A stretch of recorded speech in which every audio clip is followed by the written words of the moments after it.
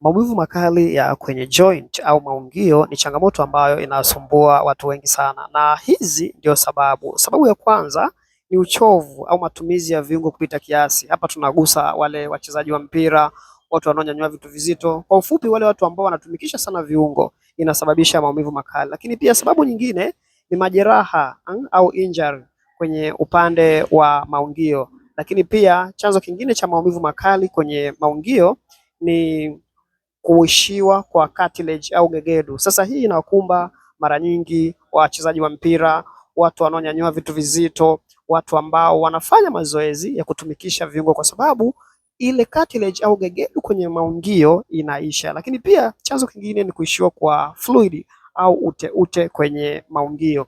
Lakini chanzo kingine ni gout. Mara nyingi watu ambao wana changamoto ya gout au uric acid wanapata changamoto hii ya maumivu kwenye joint au maungio. Nini cha kufanya? Ni vizuri kupata virutubisho lishe au supplement ambazo zitasaidia kwenda kutatua changamoto na chanzo, kama kuna injury, kama kumekuwa na changamoto ya kuishiwa kwa uteute, kuishiwa kwa gegedu, changamoto yoyote ile ambayo imesababisha, hizi supplement zitaenda kutibu tatizo na chanzo cha tatizo, na hatimaye utapata matokeo ambayo ni sahihi. Kumbuka, dawa za kutuliza maumivu zitakusaidia kwa muda mfupi tu, lakini kinachotakiwa upate cha kukusaidia ni kupata supplement au virutubisho lishe.